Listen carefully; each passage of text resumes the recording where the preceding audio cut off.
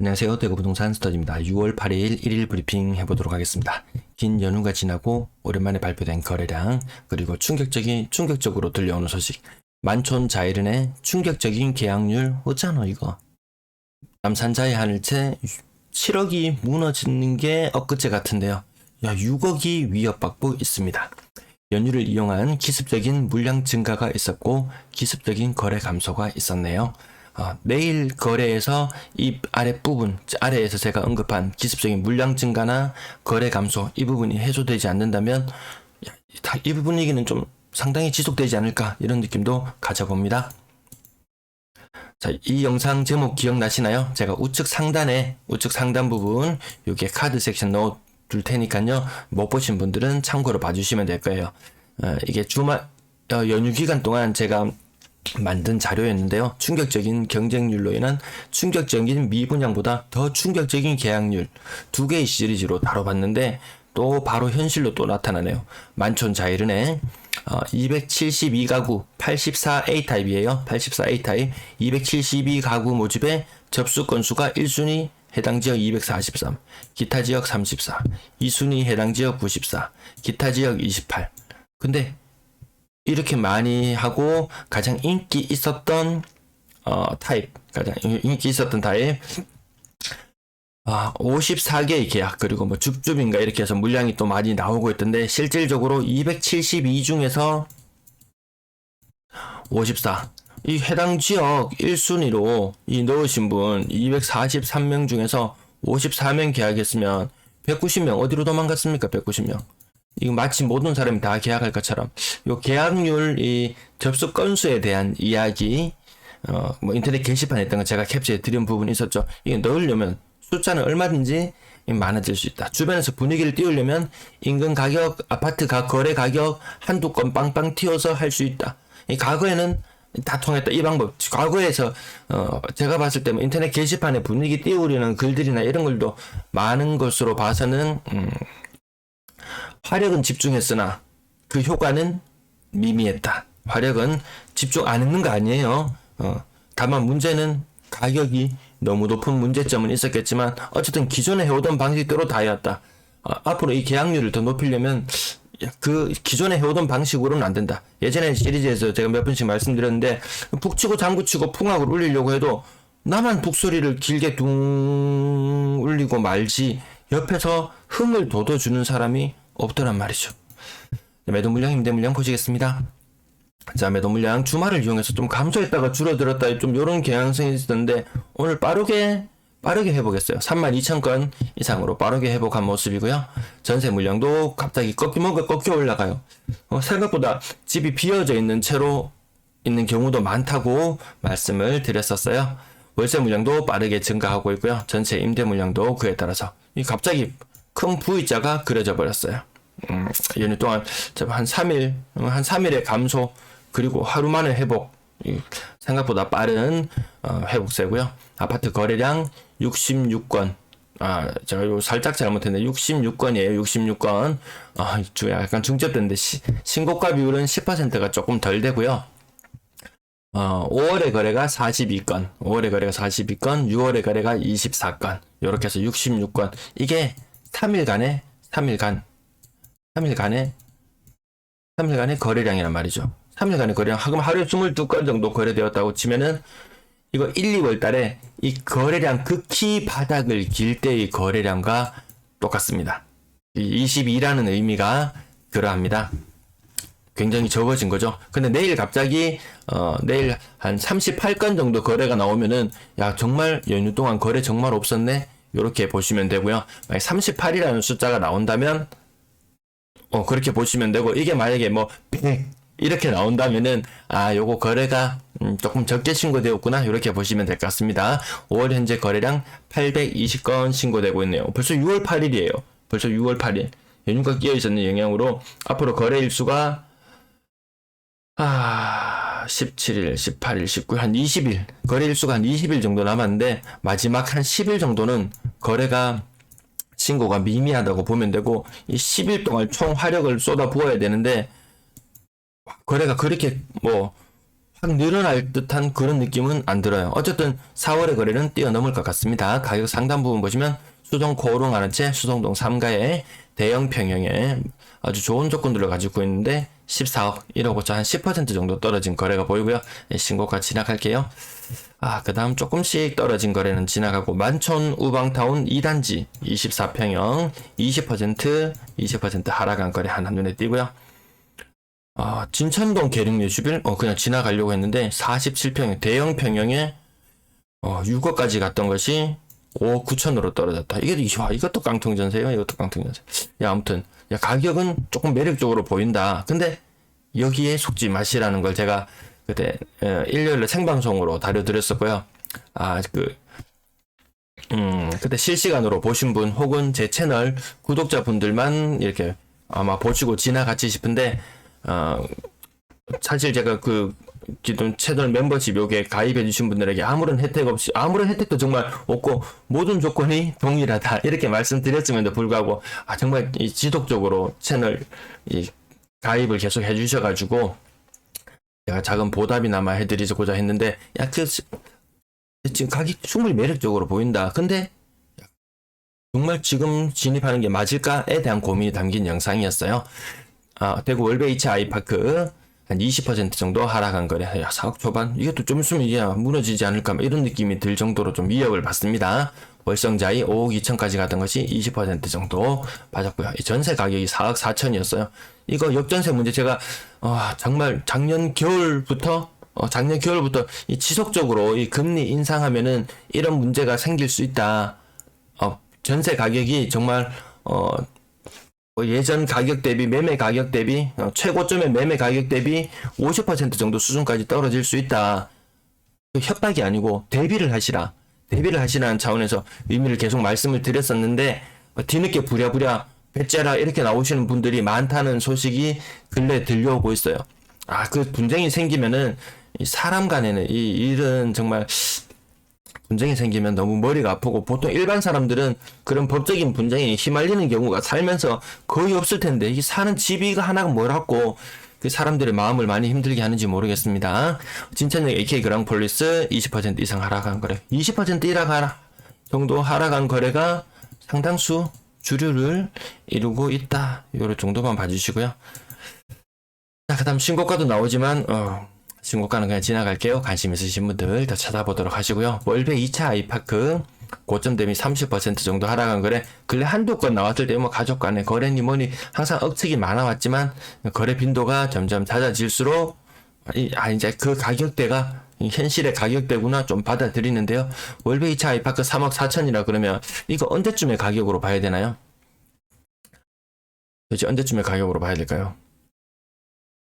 20년 초반? 19년대에도 저 가격대였던 것 같은 그런 기억이 드는데요. 네, 아무튼 가격이 많이 빠지면서 요 3억대 특히 이 깡통전세도 잠깐만 표시해 볼게요. 월베 아이파크 최근 매매가 3억 4천 최고 전세가 기존 최고 전세가 3억 4,500 누군가는 역전세나 이렇게 전세금 미반환이나 이런 문제에 걸릴 수 있다는 거죠. 대실력 청하람 이단지 최근 매매가 3억 900 최고 전세가 2억 9천 북주곡 앵커타운 더 솔레뇽 최근 매매가 3억 최고 전세가 3억 4천 이런 게 완전히 어떻게 보면 외통수에 걸렸다. 아이고 바둑도 즐겨보는데 외통수에 걸렸다. 이런 느낌이 들기도 합니다. 나머지 10% 20% 눈에 띄는데요. 명공 미래빌 1단지 지하철역 이라든지 이런 것들 여러 가지 호재들을 등에 업고 아마 올랐을 것 같은데요. 거의 요것도 한 30% 가까운 하락이 나타났다. 이거 팔고 딴 데로 가야지 이렇게 계획을 세웠던 분들은 상당한 차질은 생길 수 있다. 상당한 차질 그런 부분에 있어서도 상당히 차질이 생기고 교환거래 매매 거래 교환거래에 대한 뉴스도 가끔 나오는데 그건 제가 다음에 한번 다뤄드릴게요. 자, 가격 그 다음 요건 좀 지나갈까요? 좀 지나가려고 했는데 다사업 서재리 요 많은 호재를 이야기하던 곳들도 힘이 없더라. 그게 막상 사람들이 집을 팔려고 보면 우리 집은 호재가 천진데 이 가격에 팔기 아깝다. 근데 그 팔려고 하시는 분들 가만히 살펴보면은 호재가 없는 곳이 없어요. 호재 호재가 없는 곳이죠. 제가 임장을 다니면서 지인과 이야기를 나눠봤어요. 어디 가서 이 동네 호재를 서로 한 가지씩 읊어보기로 했는데 끝도 없습니다, 사실. 우리 그곳에 사는 사람은 아니었지만 임장을 다니면서 저희가 만들어내는 호재 플러스 그거 사람들이 말하던 호재를 한 가지씩 이렇게 티키타카 해보면은 끝도 없습니다, 사실. 자, 5월달 거래가 조금 위축되나요? 가격 조금씩 떨어지는 모습, 거래량 아무리 날고 긴다 한들 요 2,000건 이하에서는 서로 도토리 키재기에 불과한 모습들로 보이고요. 3억 이상 지나가고 6억 이상 거래량도 요것도 제가 좀 많이 올라가야 되는데 이게 올라가지 않아서 언급하지는 않고 한 4, 5% 정도. 분양권 거래량 7건 중에 신고가는 1건. 이 중에 제가, 아까 돈보 사이트도 그렇고, 돈보 사이트가 지금 살짝 6월에 거래가 누락되는 부분이 있어가지고요. 제가 실거래 분석가 사이트, 제가 그냥 엑셀로 자료를 뽑을까 하다가, 이분들 좀 홍보도 해주고, 요 자료도 특히 저는 요만큼 가공할 능력은 안 되고, 그냥 요렇게, 기존 자료 뽑아낼 능력밖에 안 돼서, 요 두 분의 사이트를 활용을 하는데요. 밑에는 아파트 투미, 아파트 실거래 분석가로 검색하시면 나오고요. 위에 거는 돈보로 검색하시면 나옵니다. 실거래 분석가. 간혹 누락되는 부분이 생길 수 있으면 두 군데를 찾아보면은 거의 빠지는 거 없이 찾아볼 수 있겠더라고요. 서대구역 센트럴자이 7억 7천까지 요 신고가 한 건 나왔고요. 남산자이 하늘채 6억 3천까지 나왔단 말이에요. 6억 3천. 이 7억이 무너진 것 같다고. 이거 어떻게 되는 거야? 이렇게 말할 정도. 근데 6억, 근데 또 다른 분들은 또 다르게 해서, 그 분양가가 얼마였는데, 아직도 비싸다. 저 큰 거 2장은 더 받은 거, 한 장 반, 큰 거 한 장 반. 실제 손에 쥐는 돈은 얼마 안 되지만, 사는 사람 입장에서는 정말 한 장 반의 값어치를 지불하고 사는 거잖아요.